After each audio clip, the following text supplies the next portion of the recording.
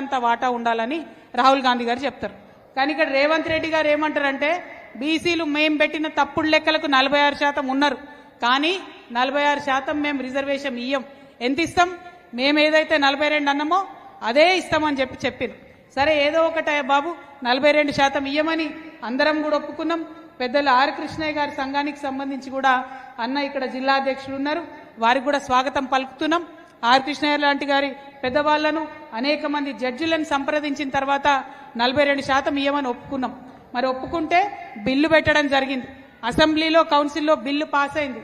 Bill pass అయినాక ఏం చేయాలి? కాంగ్రెస్ గవర్నమెంట్ ఇమీడియట్ గా ఒక గవర్నమెంట్ ఆర్డర్ ఇవ్వాలి, జీవో ఇవ్వాలి. జీవో ఇచ్చిన తర్వాతనే ఎన్నికలకు వెళ్లాలని చెప్పి తెలంగాణ జాగృతి నుండి మేము డిమాండ్ చేస్తా ఉన్నాం.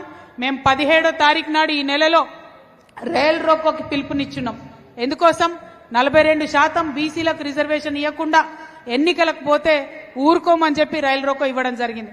అందుకే రాష్ట్ర ప్రభుత్వాన్ని కొత్తగూడెం వేదికగా మరొక మారు డిమాండ్ చేస్తా ఉన్నాం. ఇవాళ మీ కేబినెట్ మీటింగ్ ఉన్నది. ఈ మీటింగ్ లో మీరు నిర్ణయం తీసుకోండి. తప్పకుండా 42% ఇచ్చినాకనే ఎన్నికలకు పోతామని జీవో దియమని చెప్పి డిమాండ్ చేస్తా ఉన్నాం. ఇది తక్షణమే జరగాల్సిన విషయం.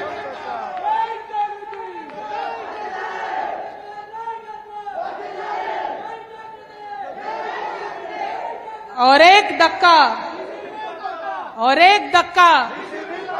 అంటే ఇంకొక దక్కా ఇస్తే బీసీ బిల్ వస్తుందనేటటువంటి నినాదంతో తెలంగాణ జాగృతి ముందుకెళ్తున్నది.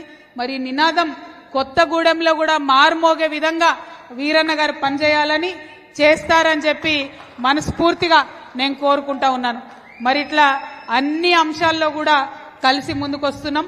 ఇవన్నీ చూస్తుంటే మరి ముఖ్యమంత్రి గారు ఒక మాట అంటున్నారు నిన్నటి నుంచి, ఎక్కడికంటే అక్కడికి వస్తా, కేసీఆర్ దమ్ముంటే అసెంబ్లీకి రా, ఫామ్ హౌస్కి వస్తా, మంత్రులను తీసుకొని వస్తా అంటున్నారు. నేను మా ఆడబిడ్డల తరఫున, కొత్తగూడెం ఆడబిడ్డల తరఫున రేవంత్ రెడ్డి గారికి సవాల్ చేస్తా ఉన్నాను. రేవంత్ రెడ్డి గారు, మీరు సెక్రటేరియట్ పోతలేరు, మీకు భయం పట్టుకుంది, ఆడ వాస్తు మార్చుకుంటున్నారు. అంతకుముందేమో కేసీఆర్ గారిని సెక్రటేరియట్ వస్తలేరు అన్నారు. ఇవాళ వాస్తు మార్చుకున్నారు, ఆడ కూర్చుంటలేరు.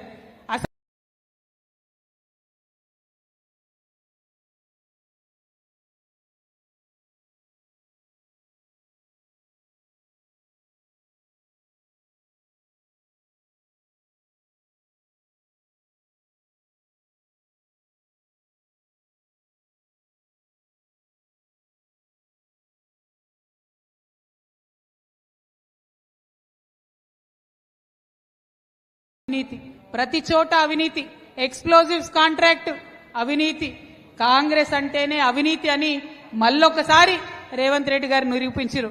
అందుకే మొన్ననే తెలంగాణ జాగృతి ఆధ్వర్యంలో రేవంత్ రెడ్డి గారికి ఒక మంచి బిరుదు ఇచ్చినాం. ఏం బిరుదు అది? అవినీతి చక్రవర్తి, అసమర్థ ముఖ్యమంత్రి. అది రేవంత్ రెడ్డి గారి పరిస్థితి. మరి రేవంత్ రెడ్డి గారు అట్లా ఉన్నారు కాబట్టే ఇవాళ మా అక్క చెల్లెలు వివోఏలు, మా అక్క చెల్లెలు ఆర్పీలు వీళ్ళందరూ కూడా ముందుకొచ్చింది. మరి వాళ్ళకు సంబంధించి కూడా అనేక సమస్యలు ఉన్నాయి. వాటన్నిటినీ కూడా ఒక్కొక్కటి జాగృతి మీకు అండగా నిలబడి పోరాటం చేస్తుందని మేము మీకు విశ్వాసం కల్పిస్తా ఉన్నాం.